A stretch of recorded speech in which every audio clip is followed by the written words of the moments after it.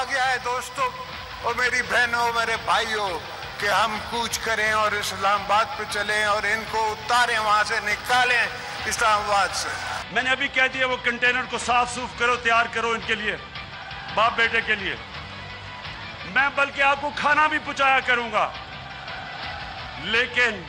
मेरा चैलेंज है कि एक हफ्ता आप कंटेनर में गुजार के दिखा दें। अस्सलाम वालेकुम। प्रोग्राम दो राय के साथ मैं हूं असद रहीम खान और मेरा साथ देंगे बाकिर सज्जाद। जैसे आपने देखा, पाकिस्तान पीपल्स पार्टी और पाकिस्तान तहरीके इंसाफ की क़यादतों के बीच इंतहाई जारहाना गुफ्तगू सुनने को मिल रही है, लेकिन कोई ख़ास स्टेलमेट की तरफ बात नहीं जा रही। उस पर हम बात करेंगे, लेकिन आज के लिए जो ताज़ी खबर है वो पाकिस्तान मुस्लिम लीग नवाज़ के मुतालिक है।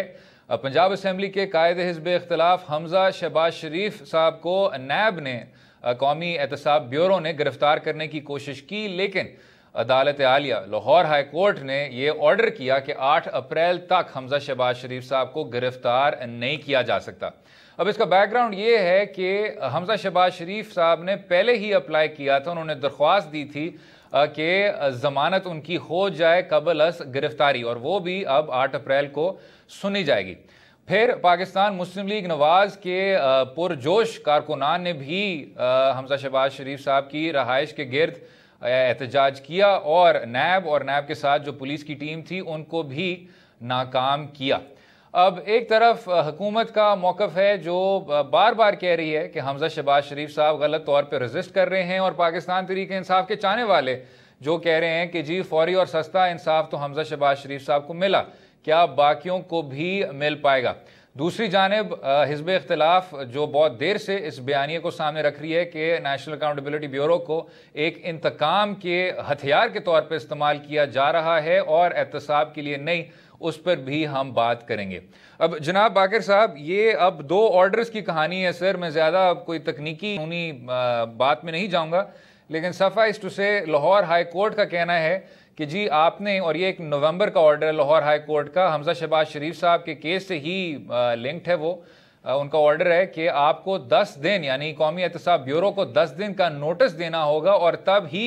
आप हमजा शहबाज शरीफ साहब को गिरफ्तार कर सकेंगे, और उन 10 दिन में हमजा शहबाज को बेल करने की जो अपॉर्चुनिटी है वो भी फराहम की जाएगी। अब इसको काउंटर बैलेंस किया जा रहा है अदालत उज़्मा सुप्रीम कोर्ट के ऑर्डर से, बल्कि फैसले से। मार्च का फैसला है जिसमें अदालत उज़्मा ने इन नो अनसर्टन टर्म्स ये डिक्लेयर किया था कि नैब के पास तमाम इख्तियारात हैं और उनको किसी को नोटिस देने की ज़रूरत नहीं है। क्या राय रख रहे हैं आप जनाब बाकिर साहब, और सियासी अमूर के हवाले से क्या राय रख रहे हैं? असद, मेरा ख्याल में अगरचे जो टेक्निकली देखा जाए तो सुप्रीम कोर्ट का जो ऑर्डर होता है वो सुपीरियर होता है किसी भी अदालत से, लेकिन यहाँ पर थोड़ा सा हमें एक एक्सेप्शन देखनी पड़ेगी कि जो लाहौर हाई कोर्ट का ऑर्डर था वो पर्सन स्पेसिफिक था। वो हमजा शहबाज से मुतालिक था कि जब भी इनकी गिरफ्तारी होगी या नैब इनको कस्टडी में लेना चाहिए, ये जो 3 केसेस थे, रमज़ान शुगर मिल, साफ पानी की स्कीम और एसेट बियॉन्ड नोन मीन के सिलसिले में, तो उन्हें 10 दिन का उनको नोटिस देना होगा और उसमें वो बेल मूव कर सकते हैं। ये कोर्ट की स्वाबदीद होगी कि उनको बेल दे या ना दे। जबकि दूसरे वाला जो केस था वो सुप्रीम कोर्ट में जो अजमत सईद साहब ने ये सुना, और 19 मार्च का ये उनका वर्डिक्ट में लिखा हुआ है, कंक्लूडिंग पैरा में शायद लिखा हुआ है कि नैब किसी भी वक्त अगर उसके पास सफिशिएंट एविडेंस हो तो वो किसी को गिरफ्तार कर सकती है। तो यहाँ पर जो मुसलसल एक हम देखें ना कंसिस्टेंसी चल रही है जो वर्डिक्ट्स में, कि अगर से काफ़ी डिबेटेबल है कि जो नैब की जो अथॉरिटी है किसी को डिटेन करने की, वो उसमें कोई काफ़ी वाइड रेंजिंग है, तो उसमें जो मुख्तलिफ अदालतें मुसलसल फैसला देती आ रही हैं कि वहाँ पर काफ़ी ज़्यादा सबूत, आपके पास सब्सटेंशियल सबूत होना चाहिए किसी को कस्टडी में लेने के लिए, लेकिन वो एक जनरल ऑर्डर था। अब इसके लिए मेरा ख्याल में नैब को ये मूव करने के लिए और इस तरह की एम्बैरेसमेंट उठाने से पहले और ये परसेप्शन फर्दर स्ट्रेंथन करने से पहले कि नैब एक पॉलिटिसाइज्ड इदारा है या ये गवर्नमेंट का कोई पॉलिटिकल विंग है, उससे पहले इसे चाहिए था कि लाहौर हाई कोर्ट से या सुप्रीम कोर्ट से जाके फिर میرے سے وضاحت لے لیتی کہ اس کے بعد یہ والا جو ہائی کورٹ کا آرڈر ہے نومبر کا حمزہ شہباز شریف صاحب سے متعلق، یہ اس کی کیا حیثیت رہے گی؟ کیا حیثیت ہے؟ لیکن آئی تھنک وہ ادھر ہی شاید ڈسپوز آف ہو جاتا ہے باقر صاحب. ہم اگر لیگل پروسیڈنگ سے تھوڑا سا آگے نکل جائیں، یہ جو بار بار اپوزیشن کہہ رہی ہے کہ جی آپ اس کو انتقام کے طور پہ استعمال کر رہے ہیں اس ادارے کو اور ہماری بات نہیں سنی جا رہی، اب کیا اس کو آپ ماضی کے ساتھ جوڑ سکتے ہیں؟ یا اس سلسلے میں جب آپ کے پاس 3 اس طرح کی انکوائریز ہیں، آپ نے خود مینشن کیے سر، رمضان شوگر ملز، صاف پانی اور ذرائع آمدن سے زیادہ آپ کے اپنے اثاثے ہوں، اور اب تو اصل اس میں ایک اور ایڈ ہو گیا ہے، منی لانڈرنگ کا بھی انہوں نے ایڈ کر دیا ہے اس میں، جو ایک نیا کیس انہوں نے ایڈ کیا ہے کہ تقریباً انہوں نے کافی زیادہ اماؤنٹ میں 2003 سے کے بعد سے اس میں منی لانڈرنگ میں بھی انوالوڈ ہیں، تو کیسز مزید اب بڑھ چکے ہیں. اس میں یہ ایڈ کرنا چاہ رہا تھا. نہیں، کیسز بالکل بڑھ چکے ہیں سر، بٹ میں اسی پہ ہی کہہ رہا ہوں کہ آج شاید خاقان عباسی صاحب کو ECL پہ ڈالنے کی بھی خبر تھی، تو واٹ یو ہیو، اور اگلے سیگمنٹ میں ہم ڈسکس کریں گے کہ زرداری صاحب، اور چلیں بلاول بھٹو زرداری صاحب کی طرف ہمدردی دکھائی ہے سپریم کورٹ نے، لیکن زرداری صاحب کے گرد احتساب کا جو دائرہ ہے وہ تنگ سے تنگ ہوتا جا رہا ہے، گھیراؤ تنگ سے تنگ ہوتا جا رہا ہے. تو اب پاکستان پیپلز پارٹی ایک طرف، پاکستان مسلم لیگ نواز ایک طرف، کیا اپوزیشن کا جو موٹیویشن ہے وہ آپ نہیں کہہ سکتے کہ جی you are trying to bat it away? نہیں اسد، یہاں پر اپوزیشن کو اگر ہم پورا ایک جو جنرل ویو لیں صورتحال کا، تو وہ یہ ہے کہ اپوزیشن کی جو اسٹریٹجی ہے وہ یہ ہے کہ کسی طرح سے عمران خان کو اور ان کی حکومت کو انسیٹل رکھا جائے. ابھی وہ کل کے لیے نہیں جانا چاہتے کہ اپنا ہم جا کے ٹاپل ان کو ٹاپل کرنا، حکومت کو ٹاپل کر دیں. یہ ابھی میرے خیال میں ان کی اسٹریٹجی نہیں ہے. اب عمران خان جو ہیں وہ اس پورے یہ جو اپوزیشن کی اسٹریٹجی ہے، کیونکہ اپوزیشن نے تو جس طرح ان کے گھیرا تنگ ہو رہا ہے وہ اویلا ضرور کرنا ہے، تو عمران خان کا جو ہے کہ وہ جو ان کی پرووکیشن میں آ کر جس طرح کے بیانات دیتے ہیں، اس سے یہ پرسپشن جو ہے، اس سے یہ جو ایک لوگوں میں تاثر ہے کہ جو اکاؤنٹیبلٹی کا پروسیس ہے وہ کافی زیادہ سیاسی ہو چکا ہے، وہ اسٹرینتھن ہوتا ہے. عمران خان صاحب کو چاہیے کہ اکاؤنٹیبلٹی کے پروسیس کو ایز سچ اپنا جاری و ساری رہنے دیں اور اس پہ زیادہ وہ نہ کریں اس کے اوپر. اچھا، اسی پہ سر پھر حکومت کا جو موقف ہے وہ بھی سن لیتے ہیں، ابھی سن لیتے ہیں ہم صاحب. میں چیئرمین نیب کے سامنے شکایت کرتا ہوں کہ اس ملک کا وزیر اعظم جھوٹا ہے، وہ قوم سے دھوکہ کر رہا ہے. 1.5 لاکھ روپیہ انکم ٹیکس دے کے اس کے کوئی جائز ذرائع نہیں ہے، نہ کوئی کاروبار ہے. جو شریف فیملی ہے اور زرداری صاحب کی جو فیملی ہے، اگر ان کے ہاتھ صاف ہیں تو ان کو چاہیے کہ تحقیقات میں تعاون کریں. شیطان کو جنت سے نکالا گیا تھا تو اس کی جو حرکتیں تھیں وہ مولانا فضل الرحمان کی ہیں. پارلیمنٹ سے نکل کے بالکل پاگل سے ہو گئے ہیں. آتے چلوں باقر صاحب کے فواد چودھری صاحب نے وہ بات بھی دہرائی جو حسین نواز اور حسن نواز کا کہنا تھا کہ جی ہم واپس آئیں گے، کیس لڑیں گے، لیکن بعد میں انہوں نے کہا کہ جی کیونکہ ہم برٹش شہری ہیں تو ہم باہر ہی بیٹھیں گے، ہم پہ وہ قانون لاگو ہوتا ہے. تو انہوں نے کہا کہ شاید حمزہ شہباز شریف صاحب باہر آ کے کہیں کہ جی میں کیوبن شہری ہوں اور مجھے چے گویرا نے یہ تمام جو شناخت تھی وہی دی تھی، شہریت دی تھی، اور اسی لیے وہاں کے قوانین مجھ پہ اپلائی کریں گے. تو یہ بار بار کہنا کہ جی اپوزیشن کا اپنا نیریٹو کمزور ہو رہا ہے، اس میں کوئی آپ کو نظر آتی ہے اسٹرینگتھ؟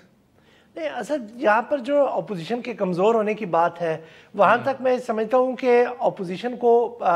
حکومت نے کافی حد تک جو ہے نقصان پہنچایا ہے، اور حکومت یہ بالکل ٹھیک اسیس کر رہی ہے کہ اپوزیشن میں اس وقت اتنی دم و خم نہیں ہے کہ وہ ایک اپوزیشن جو ہے ایک تحریک لانچ کر سکے حکومت کے خلاف. اس لیے وہ کافی اپنے آپ کو کمفرٹیبل زون میں سمجھ رہے ہیں. اور دوسری بات یہ ہے کہ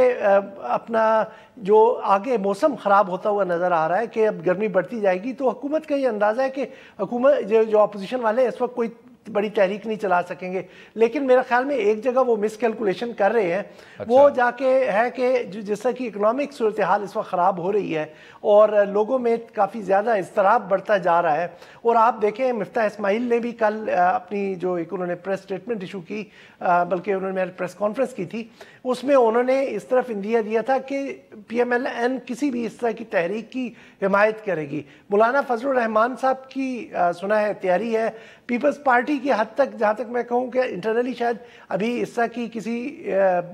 इवेंट के लिए डिस्कशन भी नहीं हुई, तो जो मेन अपोजिशन पार्टीज़ हैं वो इस तरह की तहरीक के लिए इस वक्त तैयार नहीं है। अलबत्ता वो दबाव रखेंगे हुकूमत के ऊपर, और ये हुकूमत का काम है कि ये जो एस्केलेशन ट्रैप है, क्योंकि ये अपने जरदारी साहब अपने बयानात से, या शहबाज शरीफ या हमजा शहबाज हो या मियाँ नवाज शरीफ और उनके अहल खाना हो, वो इस तरह के बयानात दे के एक क्राइसिस की सिचुएशन आपको दिखाने की कोशिश करते रहेंगे, जबकि हम इस वक्त जो इकोनॉमिक सिचुएशन जो मुल्क की है वो किसी पॉलिटिकल क्राइसिस का मुतहम्मिल नहीं हो सकते। तो ये इमरान खान की ज़्यादा जिम्मेदारी बनती है कि बजाय कि वो जल्दी पे जो तेल डालने की कोशिश करे, वो अपने काम पर तवज्जो दे। लोगों ने उनको वोट दिया था रिफॉर्म के लिए, लोगों ने उनको वोट दिया था रिलीफ के लिए, लेकिन इस वक्त हमारे पास वक्त थोड़ा सा हो रहा है, तो अगले हिस्से में बात करेंगे पाकिस्तान पीपल्स पार्टी के बढ़ते हुए कानूनी मुश्किलात पर। रहिएगा हमारे साथ।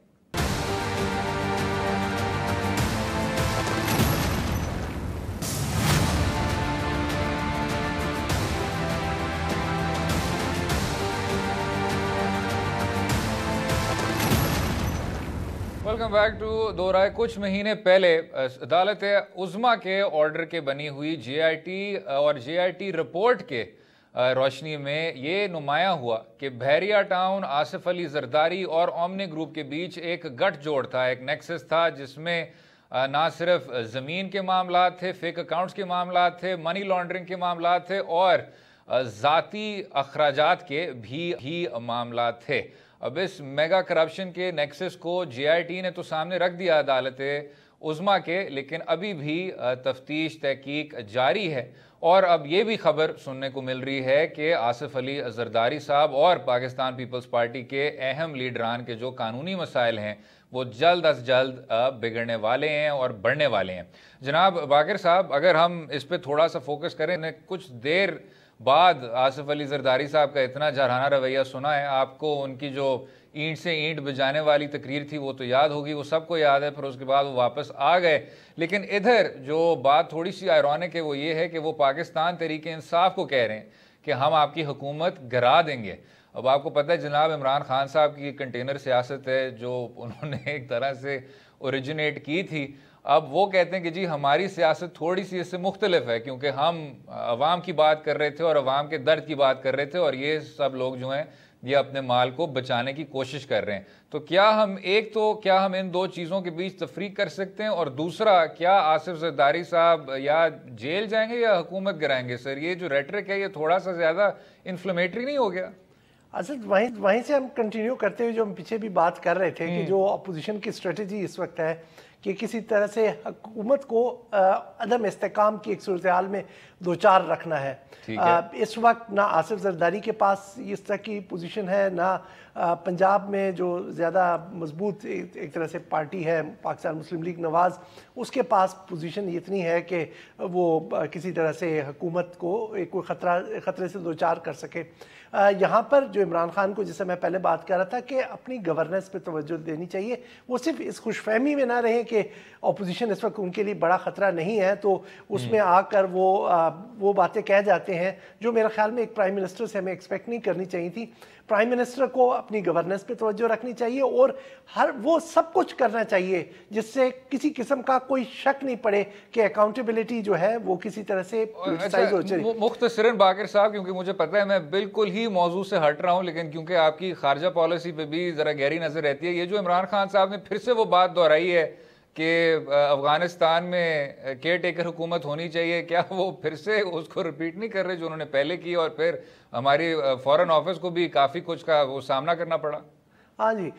इमरान खान साहब का एक जो मेरे ख्याल में एक नेचर है वो इस तरह की है कि वो जो चीज़ उनके दिमाग में फंस जाए वो उसको रिपीट करते रहते हैं, चाहे उसके जो भी कॉन्सिक्वेंसेस हों। आपने देखा होगा कि उन्होंने इससे पहले बाजोड़ में ये बात की, फिर यहाँ पे साफ़ियों से बात की, और साफ़ियों से बात करने के बाद तो काफ़ी हालात कशीदा हो गए कि अफगान जो हुकूमत ने अपने सफ़ीर को भी वापस पाकिस्तान से बुला लिया था, जिसके बाद इन लोगों ने, हमारी जो हुकूमत है, उन्होंने एक वजाहत जारी की कि वो तो पाकिस्तान के निज़ाम की बात कर रहे थे और उसका कोई अफगानिस्तान से ताल्लुक ताल्लुक नहीं था कि जिस तरह पाकिस्तान में गवर्नमेंट आती है, लेकिन हम तो फिर बार बार वही बात कर रहे हैं। और ये हक हमें, मेरे ख्याल में हमारे कहीं भी किसी के दिमाग में ये खन्नास है कि हम अफगानिस्तान पे अपने कोई बनाया हुआ कोई फार्मूला मुसल्लत कर सकते हैं, तो उनको निकाल देना चाहिए। अफगानिस्तान एक आज़ाद और खुद मुख्तार मुल्क है, उनको खुद से फैसले करने दें। जब जी हमने ये कोई सोचा कि हम कोई अपना कोई प्लान बना के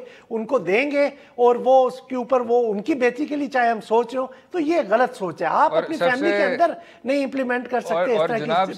सबसे बड़ी बात ये है कि हकीकत शायद कुछ और हो, लेकिन पाकिस्तान की जो अपनी पॉलिसी है वो यही थी कि अफगानिस्तान के जो मुंतखब नुमाइंदे हैं या जो भी अफगानिस्तान के नुमाइंदे हैं, उनका जो तमाम डिसीजन मेकिंग है वो सिर्फ और सिर्फ अफगान शहरी उस पर फैसला कर सकते हैं, और अफगान शहरी ही फैसला कर सकते हैं कि अफगानिस्तान का मुस्तकबिल क्या होगा। तो शायद पाकिस्तान को ये नहीं कहना चाहिए कि किसकी क्या निगरान हुकूमत होनी चाहिए। लेकिन अब दूसरा क्वेश्चन बाकिर साहब, अगर हम वापस आ जाएं डोमेस्टिक पर, इमरान खान साहब ने जो ये बार बार बयानात दिए हैं, क्या आपको ऐसे लगता है कि पाकिस्तान पीपल्स पार्टी भी तभी आती है एग्रेशन मोड में जब इस तरह के कानूनी मसाइल बढ़ना शुरू हो जाते हैं? जी मैं आपसे बिल्कुल फीसद मुत्तफिक हूँ, अगरचे हमारा प्रोग्राम दो राय है और हमें इख्तलाफ ही करते रहना चाहिए। वो ये है कि आपने जब आसिफ जरदारी का एग्रेसिव टोन देखी होगी, वो उस वक्त होती है कि जब उनके खिलाफ कानूनी घेरा तंग होना शुरू होता है, वो जाके वो बोलते हैं। वो एक तरह से उन्होंने एक बयानिया बनाया है कि उनकी ज़ात पर, उनकी जो फाइनेंशियल एम्पायर है उस पर हमले सिर्फ इस वजह से हो रहे हैं कि उनके तर्ज सियासत से कुछ लोग नाला हैं। वो यकीनन किसी हद तक ये बात ठीक भी होगी जी। और एक और भी चीज़ है जनाब बाकिर साहब, इसी बयानिया के बीच इधर एक थोड़ा सा बैड कॉप गुड कॉप भी आपको नजर आता है कि जी जरदारी साहब बैड कॉप हैं, बिलावल भुट्टो जरदारी साहब गुड कॉप हैं। लोग कहते हैं कि जी बिलावल साहब की जो बसीरत है वो और तरह की है, वो जरदारी साहब के शिकंजे से भी बाहर आ जाएंगे। उसमें ज़रा बात सुन लेते हैं बिलावल भुट्टो जरदारी साहब की। पहले आज तुम्हें वार्न कर रहा हूँ, मैं आज तुम्हें वार्न कर रहा हूँ, तुम 18वीं तरमीम को मत छेड़ो, तुम 18वीं तरमीम खत्म करने की कोशिश करो, 1 यूनिट लागू करने की कोशिश करो, मैं मैं खत्म कर दूंगा। आपने जैसे सुना, क्योंकि बात से बात निकलती है, सदर आरिफ अलवी साहब ने भी कहा कि अगर आइन में तरमीम हम ला सकते हैं तो 18वीं तरमीम में क्यों नहीं। अब ये और बात है कि पाकिस्तान पीपल्स पार्टी ने मेरे ख्याल से सबसे ज़्यादा नाजायज़ इस्तेमाल किया है इस बहुत अच्छी तरमीम का। ना खुद हुकूमत करते हैं, ना किसी और को करने देते हैं। लेकिन क्या आपको लग रहा है कि PTI का इस तरफ अप्रोच बढ़ रहा है? और अगर अप्रोच बढ़ रहा है तो वो हुकूमत जिससे फ़िलहाल कोई ख़ास कानून साजी नहीं हो पाई, वो क्या आइन में तरमीम ला सकेंगे? असद मैं इनकी, मुझे बिलावल साहब की बात समझ नहीं आती। वो वही बात कह रहा हूँ कि वो जब उनके इर्द गिर्द अपने जो उनके ज़ाती मसाइल बढ़ते हैं तो वो उसको इस तरह से लोगों को दिखाने की कोशिश करते हैं शायद कि कोई बड़े इश्यूज़ हैं जिनके ऊपर उनका इख्तलाफ है और वो हो रहे हैं। अब आप एक को मैं आपको बिल्कुल आसान सी एग्जांपल दे दूं कि 12 तारीख से, अब अपने नेक्स्ट वीक से दोबारा से कौमी असेंबली का सेशन शुरू हो रहा है, और जो इस वक्त सबसे बड़ा जो क्वेश्चन बना हुआ है वो है मिलिट्री कोर्ट्स की एक्सटेंशन का। आपको पता है कि कुछ हलके जो है वो बहुत जोर लगा रहे हैं कि किसी तरह से मिलिट्री कोर्ट्स में एक्सटेंशन हो जाए। मिलिट्री कोर्ट्स में एक्सटेंशन के लिए आपको एक आईनी तरमीम दरकार है। उसके लिए सिर्फ आपको एक अपोजिशन पार्टी की हमायत नहीं चाहिए। मतलब अगर आपको PMLN जो किसी हद तक लगती है कि इस तरह की तरफ माइल है, वो आपको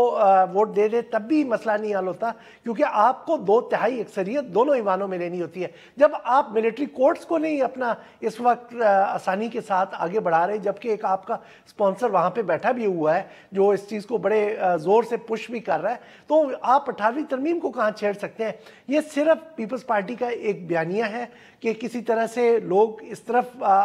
ये चीज डिस्कस करते रहे और लोगों को जरा सा जिसे कहते हैं डिस्ट्रैक्शन देनी है कि जनाब उनके जो अपने मसाइल हैं, जो इस वक्त जो सबसे बड़ा इशू है वो जो JIT की फाइंडिंग्स हैं। यकीनन JIT की फाइंडिंग्स कोई बिल्कुल हकीकत जिसे कहते हैं 100% 100% हकीकत शायद ना भी हो, लेकिन उन्होंने जो इश्यूज फ्लैग किए हैं उन पे अब ट्रायल होना है और ट्रायल के बाद हकीकत पता चलेगी। और एक और चीज बाकिर साहब, शायद पाकिस्तान पीपल्स पार्टी की क़यादत दुरुस्त फरमा रही है कि जी कौमी एहतसाब ब्यूरो को इंतकाम के लिए इस्तेमाल किया जा रहा है। शायद वो दुरुस्त फरमा रही है कि हम 1 यूनिट की तरफ जा रहे हैं और 18वीं तरमीम में खुद एक तरमीम की तरफ जा रहे हैं। लेकिन फिलहाल शायद आप मुझसे बेहतर जानते हो, مجھے کوئی ان جے آئی ٹی کے جو الزامات تھے ان کا کوئی کاؤنٹر بیانیہ نہیں ملا. ان فیک اکاؤنٹ سے آپ کے ذاتی اخراجات ہوتے تھے, آپ کی اپنی پرسنل سپینڈنگ ہوتی تھی, اس کا جو جناب جو سریا تھا, جو سیمنٹ تھا, وہ آپ کے گھروں میں استعمال ہوا. جو ڈیلی ریسٹورنٹ کی سپینڈنگ تھی آپ کی اپنی, وہ بھی ان فیک اکاؤنٹ سے آ رہی تھی. اس میں بحریہ ٹاؤن کا بھی اپنا کردار تھا. اس کا ہم کبھی کاؤنٹر نیریٹو سنیں گے؟ نہیں, میرے پیپلز پارٹی نے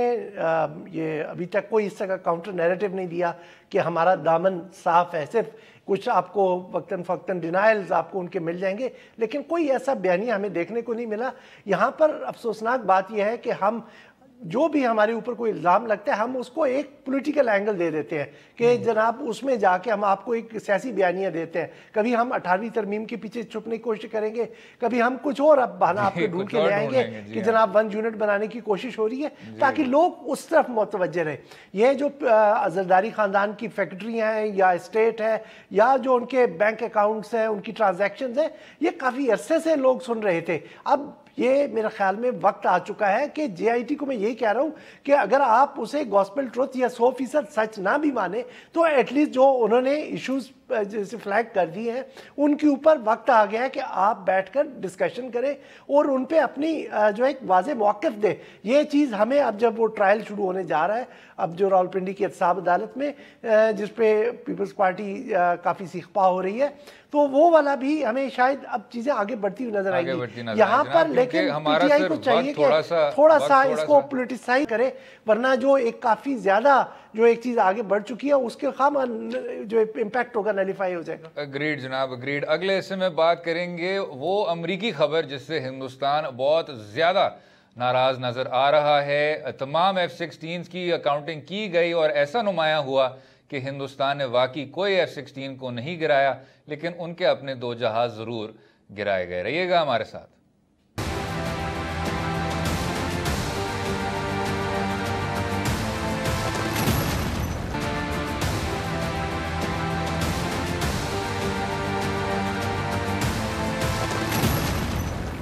ویلکم بیک ٹو دو رائے. بات کریں گے 27 فروری کے دن جب ہندوستان نے پاکستان کو بین الاقوامی قانون سے انحراف کرتے ہوئے نہ صرف پاکستان کی ٹیریٹری اور پاکستان کی سرحدوں کو پار کیا تھا لیکن بالا کوٹ میں بھی ناکام حملہ کیا تھا.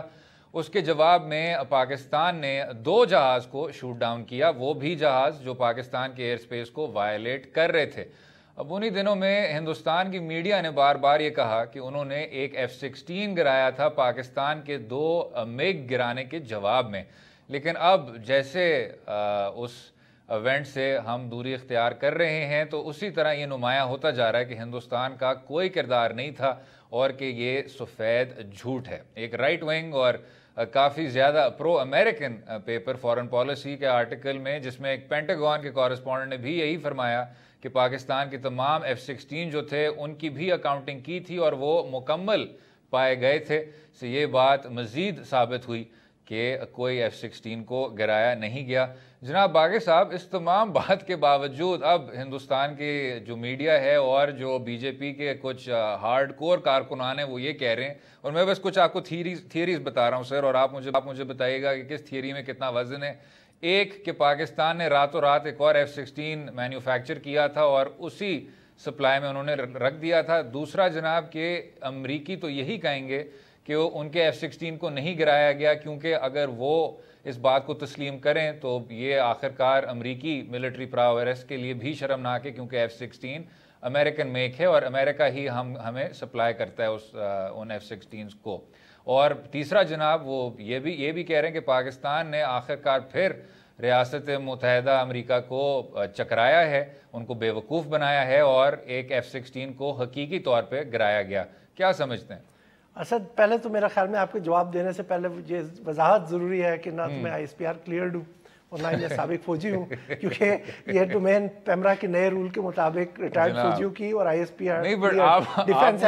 آپ مجھے پہلے یہ بتائیں کہ آپ کو کہا کس نے کہ آپ ریٹائرڈ فوجی ہیں یا ISPR کے نمائندے ہیں؟ ویسے تو لائٹر وین کہ جس طرح آپ بی جے پی کی وہ جیسے کہہ رہے ہیں کہ سوری انڈینز کی آپ فرائیولس قسم کی وہ جیسے کہتے ہیں ایکسپلینیشنز اس کے اوپر دے رہے تھے, تو let's start on a lighter note, کیونکہ اب یہ ایک ایونٹ جو تھا جو کافی گمبھیر تھا وہ گزر چکا ہے، اور میرا خیال میں جو بھارت اس میں مسلسل جھوٹ بولتا آیا ہے وہ اب واضح ہوتا جا رہا ہے۔ پہلے انہوں نے جو ان کا پہلا جھوٹ پکڑا گیا تھا کہ بالا کوٹ میں انہوں نے کسی جو مدرسے پہ حملہ کیا ہے یا کسی ٹیررسٹ سینکچوری پہ حملہ کیا ہے جس کی وجہ سے کافی زیادہ لوگوں کی جان گئی ہے، وہ جھوٹا ثابت ہوا۔ اور پاکستان تو پہلے دن سے ہی کہہ رہا تھا، آپ نے دیکھا ہوگا کہ انٹرنیشنل میڈیا میں بھی یہ خبریں آئیں، اور یہاں پہ میرا خیال میں انہوں نے تھوڑا سا اس سے کام لیتے ہوئے انہوں نے مبالغے سے کام لیتے ہوئے کہا کہ اٹ واز اے نیرو مس۔ آپ کو سر میں انٹرپٹ کر رہا ہوں سر، یہ پھر بھی انوائرمنٹل دہشت گردی تھی، ماحولیاتی دہشت گردی تھی، آپ کو بھی مارا تھا اور 2-4 درخت بھی گرائے تھے، تو ہمیں میرے خیال سے اقوام متحدہ میں اس بات کو فلیگ کرنا چاہیے۔ ہاں جی بالکل، وہ میرا خیال میں حکومت موو کر رہی ہے یا کر چکی ہے، اس کو میں فالو نہیں کیا، لیکن یہ ان کا دوسرا جھوٹ پکڑا گیا ہے۔ اب یہاں پر جو فورن پالیسی میگزین نے یہ سٹوری کی ہے اپنے پینٹاگون کورسپونڈنٹ کے حوالے سے کہ یونائٹڈ اسٹیٹس والوں نے آ کر یہاں پر جہازوں کی گنتی کی اور انہیں درست پایا۔ اصل میں یہاں میں ناظرین کی وضاحت کے لیے بتاتا چلوں کہ امریکہ نے جب ہمیں F-16 جہاز دیے تو ایک اینڈ یوزر ایگریمنٹ ہوتا ہے جو پاکستان کی حکومت کے ساتھ ان کا ہے کہ وہ جہازوں کی سیفٹی کو اور ان کی کہ وہ پراپرلی اکاؤنٹڈ ہیں وہ چیک کر سکتے ہیں آ کر۔ اور یہاں اس واقعے کے بعد پاکستان نے کہا جاتا ہے کہ خود امریکیوں سے کہا کہ آ کر آپ ان کی جو دیکھ لیں، انوینٹری چیک کر لیں کہ یہ پورے ہیں یا نہیں ہیں۔ لیکن یہاں پر جو سب سے جو نقصان میرا خیال میں ہو رہا ہے وہ بی جے پی کی حکومت کو ہو رہا ہے، کیونکہ سب سے بڑا نقصان ہے سر یہ، اگر آپ اگلے سیگمنٹ میں بتائیں کیونکہ ہم نے ادھر ہی وقفہ لینا ہے، گفتگو جاری رہے گی۔